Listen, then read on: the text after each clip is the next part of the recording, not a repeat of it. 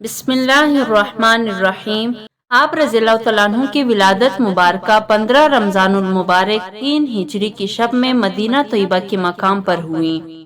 حضور صلی اللہ علیہ وسلم نے آپ کا نام حسن رکھا اور 7ویں روز آپ کا عقیقہ کیا اور بال جدا کیے گئے اور حکم دیا گیا کہ بالوں کے وزن کی چاندنی صدقہ کی جائے۔ بخاری کی روایت میں ہے کہ حسن و جمال میں حضور صلی اللہ علیہ وسلم سے کسی کو وہ مشابہت صوری حاصل نہ تھی جو سیدنا حضرت امام حسن رضی اللہ تعالیٰ عنہ کو حاصل تھی۔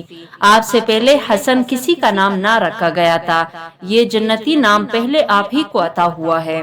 حضرت اسماء بنت عمیس رضی اللہ تعالیٰ عنہا نے بارگاہ رسالت میں حضرت امام حسن رضی اللہ تعالیٰ عنہ کی ولادت کا خبر پہنچایا۔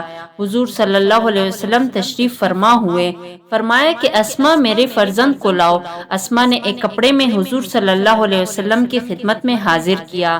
سید عالم صلی اللہ علیہ وسلم نے دائیں کان میں آذان اور بائیں میں تکبیر فرمائی اور حضرت علی مرتضیٰ رضی اللہ تعالیٰ عنہ سے دریافت فرمایا، تم نے اس فرزند کا کیا نام رکھا ہے؟ عرض کیا، یا رسول اللہ، میری کیا مجال کہ بے آذان و اجازت نام رکھنے پر سبقت کرتا، لیکن اب جو دریافت فرمایا جاتا ہے تو جو کچھ خیال میں آتا ہے وہ یہ ہے کہ حرب نام رکھا جائے۔ آئندہ حضور صلی اللہ علیہ وسلم مختار ہے۔ آپ صلی اللہ علیہ وسلم نے ان کا نام حسن رکھا۔ ایک روایت میں یہ بھی ہے کہ حضور صلی اللہ علیہ وسلم نے انتظار فرمایا یہاں تک کہ حضرت جبرائیل علیہ السلام حاضر ہوئے۔ انہوں نے عرض کیا، یا رسول اللہ، حضرت علی مرتضیٰ رضی اللہ تعالیٰ عنہ کو آپ کی بارگاہ میں وہ قرب حاصل ہے جو حضرت ہارون علیہ السلام کو درگاہ حضرت موسیٰ میں تھا۔ مناسب ہے کہ اس فرزند سعادت مند کا نام حضرت ہارون کے نام پر رکھا جائے۔ حضور صلی اللہ علیہ وسلم نے ان کا نام دریافت فرمایا۔ عرض کیا، شبر۔ ارشاد ہوا کہ اے جبریل، لغت عرب میں اس کی کیا معنی ہے؟ عرض کیا، حسن، اور آپ کا نام حسن رکھا گیا۔ امام بخاری نے حضرت ابو بکر رضی اللہ تعالیٰ عنہ سے روایت کی کہ حضور صلی اللہ علیہ وسلم منبر پر جلوہ افروز تھے۔ حضرت امام حسن رضی اللہ تعالیٰ عنہ آپ صلی اللہ علیہ وسلم کے پہلو میں تھے۔ حضور صلی اللہ علیہ وسلم ایک مرتبہ لوگوں کی طرف نظر فرماتے اور ایک مرتبہ اس فرزند جمیل کی طرف۔ میں نے سنا حضور صلی اللہ علیہ وسلم نے ارشاد فرمایا کہ یہ میرا فرزند سید ہے اور اللہ تعالیٰ اس کی بدولت مسلمانوں کی 2 جماعتوں میں صلح کرے گا۔ حضور صلی اللہ علیہ وسلم نے فرمایا، حسن اور حسین جنتی جوانوں کی سردار ہے۔ ابن سعد نے عبداللہ ابن زبیر رضی اللہ تعالیٰ عنہ سے روایت کی ہے کہ حضور صلی اللہ علیہ وسلم کی اہل بیت میں حضور صلی اللہ علیہ وسلم کے ساتھ سب سے زیادہ مشابہ اور حضور کو سب سے پیارے حضرت امام حسن رضی اللہ تعالیٰ عنہ تھے۔ میں نے دیکھا حضور صلی اللہ علیہ وسلم تو سجدے میں ہوتے اور یہ والائے شان صاحبزادے آپ صلی اللہ علیہ وسلم کی گردن مبارک یا پشت اقدس پر بیٹھ جاتے، تو جب تک یہ اتر نہ جاتے تو آپ صلی اللہ علیہ وسلم سر مبارک نہ اٹھاتے، اور میں نے دیکھا حضور صلی اللہ علیہ وسلم رکوع میں ہوتے تو ان کے لیے اپنے قدمین طاہرین کو اتنا کشادہ فرماتے کہ یہ نکل جاتے۔ حضرت امام حسن رضی اللہ تعالیٰ عنہ کے مناقب بہت کثیر ہیں۔ آپ علم، وقار، حشمت، وجاہ، جود و کرم، زہد و طاعت میں بہت بلند پایا ہے۔ ایک ایک آدمی کو 1 لاکھ کا عطیہ مرحمت فرما دیتے تھے۔ حاکم نے عبداللہ بن عبید بن عمیر سے روایت کیا کہ حضرت امام حسن رضی اللہ تعالیٰ عنہ نے 25 حج پیادہ کیے ہیں اور کوتل سواریاں آپ کی ہمراہ ہوتی تھی، مگر امام عالی مقام رضی اللہ تعالیٰ عنہ کی تواضع اور اخلاص و ادب کا اقتضا کہ آپ حج کے لیے پیادہ سفر فرماتے۔ آپ کا کلام بہت شیرین تھا، اہل مجلس نہیں چاہتے تھے کہ آپ گفتگو ختم فرمائیں۔ ابن سعد نے علی بن زیاد بن جدعان سے روایت کی کہ حضرت امام حسن رضی اللہ تعالیٰ عنہ نے 2 بار اپنا کل مال راہ خدا میں دے ڈالا اور 3 مرتبہ نصف مال دیا۔ آپ کے حلم کا یہ حال تھا کہ ابن عساکر نے روایت کیا کہ آپ کی وفات کے بعد مروان بہت رویا۔ امام حسین رضی اللہ تعالیٰ عنہ نے فرمایا کہ آج تو رو رہا ہے، اور ان کی حیات میں ان کے ساتھ کس طرح کی بدسلوکیاں کیا کرتا تھا، تو وہ پہاڑ کی طرف اشارہ کر کے کہنے لگا، میں اس سے زیادہ حلیم کے ساتھ ایسا کرتا تھا۔ مروان کو بھی اعتراف ہے کہ آپ کی بردباری پہاڑ سے بھی زیادہ ہے۔ حضرت علی رضی اللہ تعالیٰ عنہ کی شہادت کے بعد حضرت امام حسن رضی اللہ تعالیٰ عنہ مسند خلافت پر جلوہ افروز ہوئے۔ اہل کوفہ نے آپ کے دست حق پرست پر بیعت کی اور آپ نے وہاں چند ماہ چند روز قیام فرمایا۔ اس کے بعد آپ نے امر خلافت کا حضرت امیر معاویہ رضی اللہ تعالیٰ عنہ کو تفویض کرنا چند شرائط پر منظور فرمایا۔ بعد امیر معاویہ رضی اللہ تعالیٰ عنہ کی خلافت حضرت امام حسن کو پہنچے گی۔ اہل مدینہ اور اہل حجاز اور اہل عراق میں کسی شخص سے بھی زمانہ حضرت امیر المؤمنین حضرت علی رضی اللہ تعالیٰ عنہ کے متعلق کوئی معاوضہ مطالبہ نہ کیا جائے۔ امیر معاویہ رضی اللہ تعالیٰ عنہ امام حسن رضی اللہ تعالیٰ عنہ کے دیوان کو ادا کرے۔ حضرت امیر معاویہ رضی اللہ تعالیٰ عنہ نے یہ تمام شرائط قبول کیے اور باہم صلح ہو گئی، اور حضور نبی کریم صلی اللہ علیہ وسلم کا یہ معجزہ ظاہر ہوا جو حضور صلی اللہ علیہ وسلم نے فرمایا تھا کہ اللہ تعالیٰ میرے اس فرزند کی بدولت مسلمانوں کی دو جماعتوں میں صلح فرمائے گا۔ حضرت امام حسن رضی اللہ تعالیٰ عنہ نے تخت سلطنت حضرت امیر معاویہ رضی اللہ تعالیٰ عنہ کے لیے خالی کر دیا۔ یہ واقعہ ربیع الاول 41 ہجری کا ہے۔ حضرت امام حسن رضی اللہ تعالیٰ عنہ کے اصحاب کو آپ کا خلافت سے دستبردار ہونا ناگوار ہوا اور انہوں نے طرح طرح کی تعریضیں کی اور اشاروں کنایوں میں آپ پر ناراضگی کا اظہار کیا۔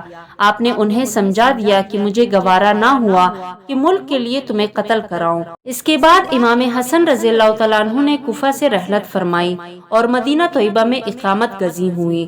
حضرت امیر معاویہ رضی اللہ تعالیٰ عنہ کی طرف سے حضرت امام علی مقام رضی اللہ تعالیٰ عنہ کا وظیفہ 1 لاکھ سالانہ مقرر تھا۔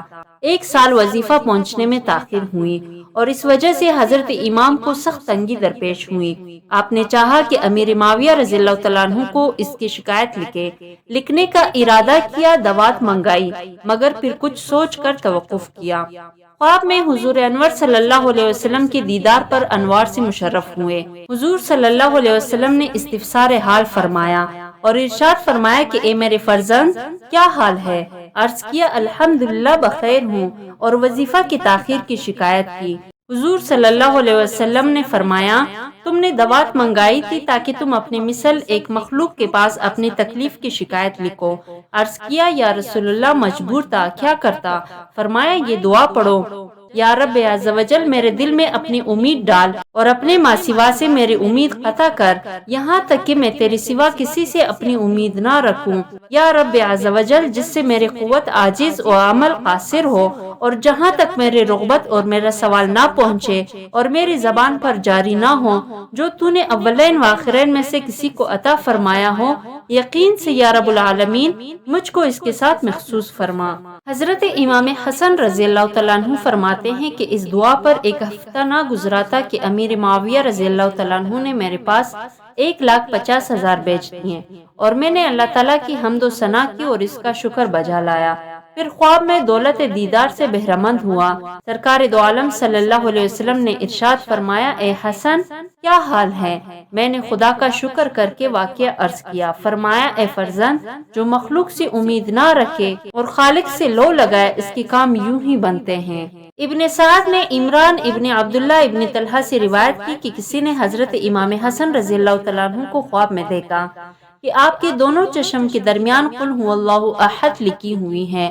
آپ کے اہل بیت میں اس سے بہت خوشی ہوئی، لیکن جب یہ خواب حضرت سعید بن مسیب رضی اللہ تعالیٰ عنہ کے سامنے بیان کیا گیا تو انہوں نے فرمایا کہ واقعی اگر یہ خواب دیکھا ہے تو حضرت امام حسن رضی اللہ تعالیٰ عنہ کی عمر کی چند ہی روز رہ گئے ہیں۔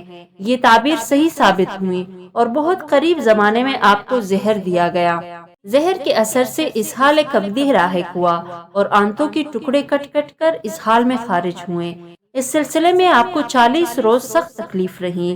قریب الوفات جب آپ کی خدمت میں آپ کے برادر عزیز سیدنا حضرت امام حسین رضی اللہ تعالیٰ عنہ نے حاضر ہو کر دریافت فرمایا کہ آپ کو کس نے زہر دیا ہے، تو فرمایا کہ تم اسے قتل کرو گے۔ حضرت امام حسین رضی اللہ تعالیٰ عنہ نے جواب دیا کہ بے شک۔ حضرت امام علی مقام نے فرمایا کہ میرا گمان جس کی طرف ہے، اگر در حقیقت وہی قاتل ہے تو اللہ تعالیٰ منتقم حقیقی ہیں اور اس کی گرفت بہت سخت ہے، اور اگر وہ نہیں تو میں نہیں چاہتا کہ میرے سبب سے کوئی بے گناہ مبتلا مصیبت ہو۔ مجھے اس سے پہلے بھی کئی مرتبہ زہر دیا گیا، لیکن اس مرتبہ کا زہر سب سے زیادہ تیز ہے۔ سبحان اللہ، حضرت امام حسن رضی اللہ تعالیٰ عنہ کی کرامت و منزلت کیسے بلند و بالا ہے کہ اپنے آپ سخت تکلیف میں مبتلا ہے، آنتیں کٹ کٹ کر نکل رہی ہیں، نزع کی حالت ہے، مگر انصاف کا بادشاہ اس وقت بھی اپنی عدالت و انصاف کا نہ مٹنے والا نقش صفحہ تاریخ پر ثبت فرماتا ہے۔ اس کی احتیاط اجازت نہیں دیتی کہ جس کی طرف گمان ہے اس کا نام بھی لیا جائے۔ اس وقت آپ کی عمر شریف 45 سال 6 ماہ چند روز کی تھی۔ آپ نے 5ویں ربیع الاول 49 ہجری کو اس دارانہ پائیدار سے مدینہ طیبہ میں رحلت فرمائی۔ انا للہ و انا الیہ راجعون۔ وفات کے قریب حضرت امام حسین رضی اللہ تعالیٰ عنہ نے دیکھا کہ ان کے برادر محترم حضرت امام حسن رضی اللہ تعالیٰ عنہ کو گھبراہٹ و بے قراری زیادہ ہے اور سیمائے مبارک پر حزن و ملال کی آثار نمودار ہے۔ یہ دیکھ کر حضرت امام حسین رضی اللہ تعالیٰ عنہ نے تسکین خاطر مبارک کے لیے عرض کیا کہ اے برادر گرامی، آپ کیوں رنجیدہ ہے؟ بے قراری کا کیا سبب ہے؟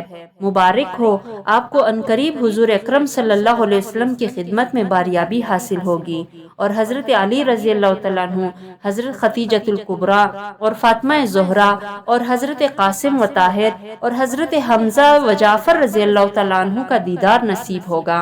حضرت امام حسن رضی اللہ تعالیٰ عنہ نے فرمایا کہ اے برادر عزیز، میں کچھ ایسے امر میں داخل ہونے والا ہوں جس کی مثل اب تک داخل نہیں ہوا تھا، اور خلق الہی میں سے ایسے خلق کو دیکھتا ہوں جس کی مثل میں نے کبھی نہیں دیکھی۔ اور اس کے ساتھ ہی آپ نے حضرت امام حسین رضی اللہ تعالیٰ عنہ کے پیش آنے والے واقعات اور کوفیوں کی بدسلوکی کی اور ایذا رسانی کا بھی تذکرہ کیا۔ اس ارشاد مبارک سے معلوم ہوتا ہے کہ اس وقت آپ کی نظر کے سامنے کربلا کا ہولناک منظر اور حضرت امام حسین رضی اللہ تعالیٰ عنہ کی تنہائی کا نقشہ پیش تھا، اور کوفیوں کے مظالم کی تصویریں آپ کو غمگین کر رہی تھیں۔ اس کے ساتھ آپ نے یہ بھی فرمایا کہ میں نے ام المؤمنین حضرت عائشہ رضی اللہ تعالیٰ عنہا سے درخواست کی تھی کہ مجھے روضہ طاہرہ میں دفن کی جگہ عنایت ہو جائے۔ انہوں نے اس کو منظور فرمایا۔ میری وفات کے بعد ان کی خدمت میں عرض کیا جائے، لیکن میں گمان کرتا ہوں کہ قوم مانے ہوگی۔ اگر وہ ایسا کرے تو تم ان سے تکرار نہ کرنا۔ حضرت امام حسن رضی اللہ تعالیٰ عنہ کی وفات کے بعد حضرت امام حسین رضی اللہ تعالیٰ عنہ نے حسب وصیت حضرت ام المؤمنین سے درخواست کی۔ آپ نے اس کو قبول فرمایا اور ارشاد فرمایا کہ بڑی عزت و کرامت کے ساتھ منظور ہے، لیکن مروان مانے ہوا، اور نوبت یہاں تک پہنچ گئی کہ حضرت امام حسین رضی اللہ تعالیٰ عنہ اور ان کے ہمراہی ہتھیار بند ہو گئے۔ حضرت ابو ہریرہ رضی اللہ تعالیٰ عنہ نے انہیں بائی کی وصیت یاد دلا کر واپس کیا، اور یہ فرزند رسول جگر گوشہ بطول بقیع شریف میں اپنے والدہ محترمہ حضرت خاتون جنت کے پہلو میں مدفون ہوئے۔